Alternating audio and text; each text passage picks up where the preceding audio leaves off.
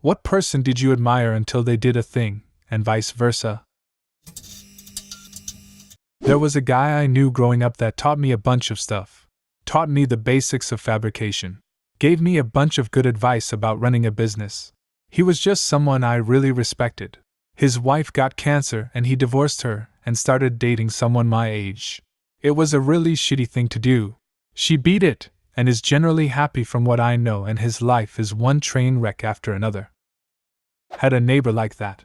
I used to mow his lawn, he sold me my first guitar, gave me lessons, we talked music and even some poetry. Then, suddenly he's been gone for a month. He had up and rented an apartment, started dating someone else, and eventually divorced his wife whose breast cancer came back. So shitty.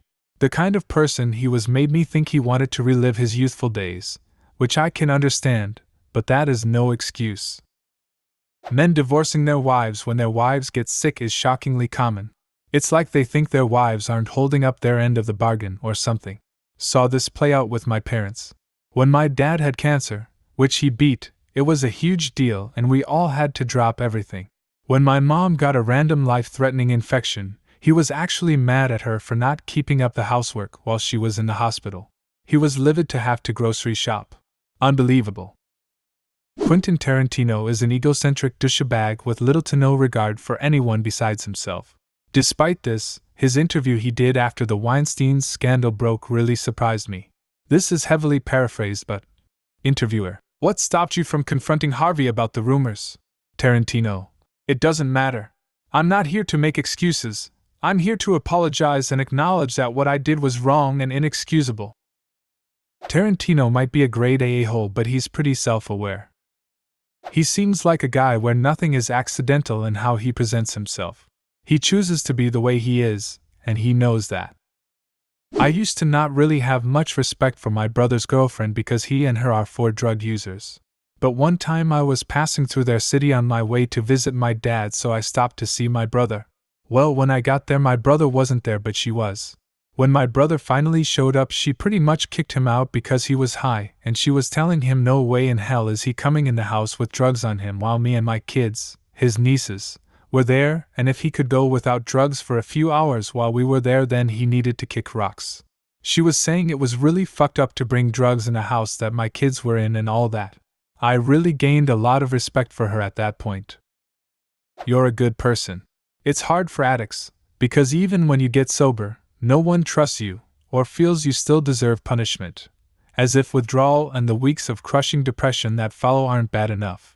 As if the trauma that made you a drug user was something you deserved. Everyone judges you. I love my sister-in-law, but she doesn't believe in space, for real, and I'm not sure how to process that. Oh, I have a friend who is a very sweet girl and ultimately very responsible, but she comes from an overly religious background and straight up believes dinosaurs are a hoax. I still look at her as a friend, but I doubt her overall intelligence based solely on that. I had a boss once who I thought was really cool. Then we went out to lunch. He was a total a-hole to the server for no reason. I was only a couple years past working my own minimum wage customer service jobs. Hard to respect someone when you know they would have treated you much worse if they had met you a couple years earlier. A close friend of mine was set up on a blind date with my toxic, abusive ex-boyfriend in November. Once I found out, December-ish, I told her in detail all the horrible things that happened during our relationship, how he made me feel crazy from all the deceit and gaslighting, and how it made me act like a total psychopath. I wasn't trying to break them up, I just wanted her to make an informed decision about dating him. She said she'd think on it, and a week later told me she broke things off with him because A, it is important to her to stand by her friends who have been wronged, and B, she doesn't ever want to choose between inviting a friend or a partner to things. I found out a few weeks ago that she has been dating him for 6 months and didn't tell me. Wow.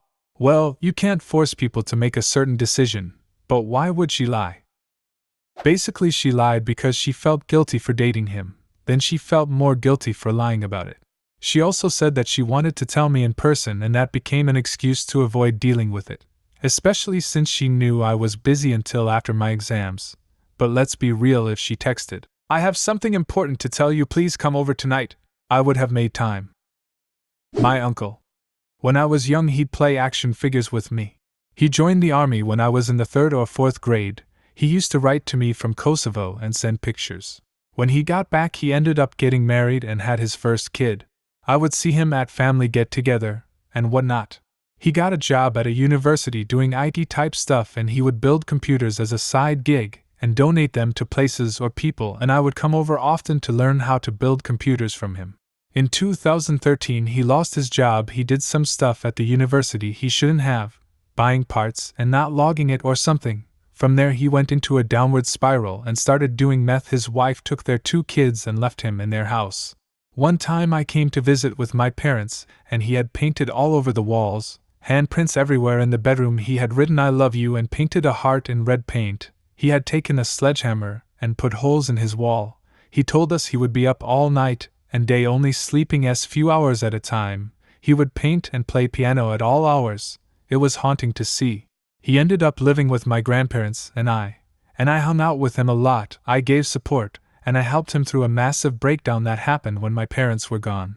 Eventually I thought he had gotten better, but he was still using and stole a lot of things from my parents and a few items from me, and would sell them at pawn shops. When he finally got his shit together, he turned to religion and went way overviews with it. He would preach a lot, and he developed this "I'm better than you" type attitude. All the while he would still steal shit. It wasn't the drugs that made me lose respect for him. It was the fact that he would steal and yet claim to be some kind of righteous person, all while still doing drugs. And it frustrates me how hypocritical he is. Holy shit, I have a fantastic story for this one. My wife and I are the editors-in-chief for our college literature magazine. Over the course of the semester, we had meetings, emails, and open mics. At every single possible turn, we reminded our content editors for the deadlines required for the magazine. I had a budding friendship with one editor in particular. The guy seemed like he was the coolest motherfucker ever. We'd chat at the open mics, and even just chill out on campus and talk. Well, apparently he didn't get the memo with the deadlines, and about a week and a half after pics were due, he hadn't sent us shit. So I sent him an email just to check in and ask how things were coming along.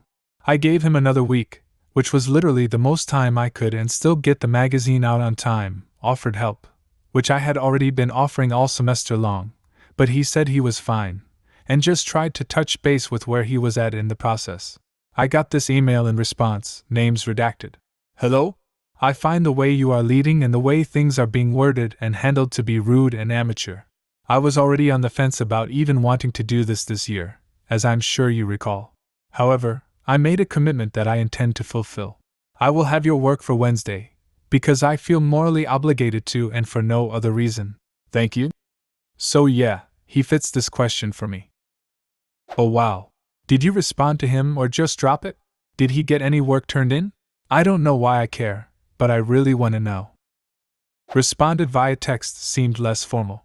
Asked for clarification on what upset him. He said we gave him no warning on deadlines, which was very false.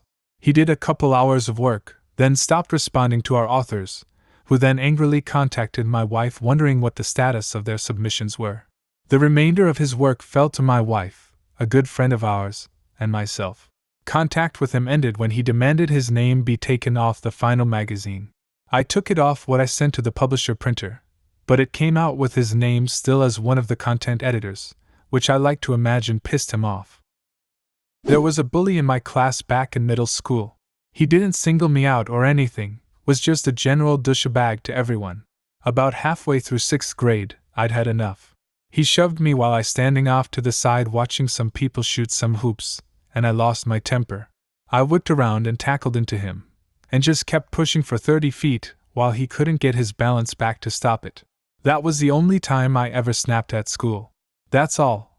There was no fight. Just me pushing us 30 feet and walking away, still shaking with rage. All that was to illustrate how awful he was. I've never been violent with anyone else due to anger before or since. Just him. He alone was able to provoke anger in the mild-mannered skinny nerd. Cut forward 5 years, junior year of high school. He hasn't bothered me directly, but he's still a colossal jerk. He goes and gets his girlfriend pregnant. My disgust matures into utter contempt. Jump another 6 years. I'm home for the summer, at Walmart for some reason, and I see them walking to check out, douchebag pushing the cart one-handed, Pregnant yet again wife, I can see their rings, a young girl that looks like she might start bouncing with energy at any second, and a little toddler trying stubbornly to walk without accepting daddy's or mommy's hand for stability.